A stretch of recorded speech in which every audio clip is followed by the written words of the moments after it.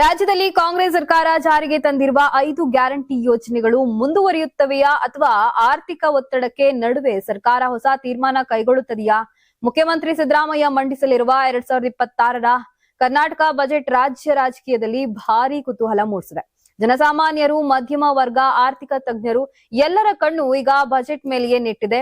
ಮುಖ್ಯಮಂತ್ರಿ ಸಿದ್ದರಾಮಯ್ಯ ಸ್ಪಷ್ಟವಾಗಿ ಹೇಳಿದ್ದಾರೆ, ಗ್ಯಾರಂಟಿ ಯೋಜನೆಗಳನ್ನ ಯಾವುದೇ ಕಾರಣಕ್ಕೂ ನಿಲ್ಲಿಸಲಾಗುವುದಿಲ್ಲ.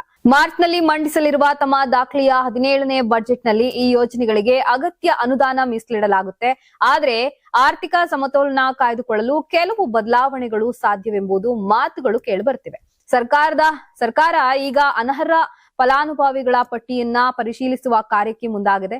ಅಧಿಕೃತ ಬಿಪಿಎಲ್ ಕಾರ್ಡ್ ರದ್ದು, ಇನ್ಕಮ್ ಟ್ಯಾಕ್ಸ್ ಪಾವತಿಸುವವರಿಗೆ ಗೃಹಲಕ್ಷ್ಮಿ ಯೋಜನೆ ನಿಲ್ಲಿಸುವ ಸಾಧ್ಯತೆ, ಶಕ್ತಿ ಯೋಜನೆಗೆ ಸ್ಮಾರ್ಟ್ ಕಾರ್ಡ್ ವ್ಯವಸ್ಥೆ, ಇವುಗಳ ಮೂಲಕ ಸಾವಿರಾರು ಕೋಟಿ ರೂಪಾಯಿ ಉಳಿಸಿ ನಿಜವಾದ ಬಡವರಿಗೆ ಮಾತ್ರ ಲಾಭ ತಲುಪಿಸುವುದು ಸರ್ಕಾರದ ಉದ್ದೇಶವಾಗಿದೆ.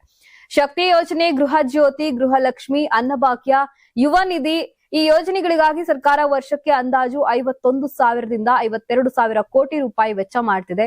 ಯೋಜನೆ ಆರಂಭವಾದ ನಂತರದಿಂದ ಈಗಾಗಲೇ 1 ಲಕ್ಷ ಕೋಟಿ ರೂಪಾಯಿಗೂ ಹೆಚ್ಚು ಖರ್ಚಾಗಿದೆ ಎಂಬ ಅಂಕಿಅಂಶಗಳು ಸೂಚಿಸುತ್ತಿವೆ. ಇದು ರಾಜ್ಯದ ಆರ್ಥಿಕ ಪರಿಸ್ಥಿತಿಗೆ ದೊಡ್ಡ ಒತ್ತಡ ತಂದಿದ್ದು, ಮೂಲಸೌಕರ್ಯ ಹಾಗೂ ಅಭಿವೃದ್ಧಿ ಕಾಮಗಾರಿಗಳಿಗೆ ಅನುದಾನ ಹಂಚಿಕೆಯಲ್ಲಿ ಸವಾಲು ಎದುರಾಗಿದೆ. ಬರೀ ಗ್ಯಾರಂಟಿಗಳ ಮೇಲೆ ಫೋಕಸ್ ಮಾಡಿದ್ರೆ ರಾಜ್ಯದ ಅಭಿವೃದ್ಧಿ ಹಳ್ಳ ಹಿಡಿಯುತ್ತೆ ಅನ್ನೋ ಟೀಕೆಗಳಿಗೆ ಕೌಂಟರ್ ಕೊಡಲು ಸಿದ್ದರಾಮಯ್ಯ ರೆಡಿಯಾಗಿದ್ದಾರೆ.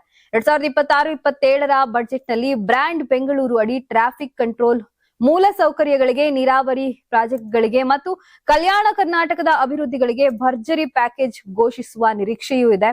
ಒಟ್ಟಾರೆ ಗ್ಯಾರಂಟಿ ಯೋಜನೆಗಳು ಮುಂದುವರಿಯುವ ಸಾಧ್ಯತೆ ಹೆಚ್ಚು. ಆದರೆ ಆರ್ಥಿಕ ಶಿಸ್ತು ಕಾಪಾಡಲು ಸರ್ಕಾರ ಕಟ್ಟುನಿಟ್ಟಿನ ಕ್ರಮ ಕೈಗೊಳ್ಳಲಿದೆ. 2026ರ ಬಜೆಟ್ ಮುಖ್ಯಮಂತ್ರಿ ಸಿದ್ದರಾಮಯ್ಯ ಅವರ ಆಡಳಿತಕ್ಕೆ ಮಹತ್ವದ ಪರೀಕ್ಷೆಯಾಗಲಿದೆ. ಗ್ಯಾರಂಟಿಗಳ ಜೊತೆಗೆ ಅಭಿವೃದ್ಧಿಯ ಸಮತೋಲನ ಸಾಧಿಸುವಲ್ಲಿ ಸರ್ಕಾರ ಯಶಸ್ವಿಯಾಗ್ತದೆಯಾ? ಉತ್ತರಕ್ಕಾಗಿ ರಾಜ್ಯದ ಜನತೆ ಬಜೆಟ್ ದಿನದತ್ತ ಕಾತರದಿಂದ ಕಾಯ್ತಿದ್ದಾರೆ.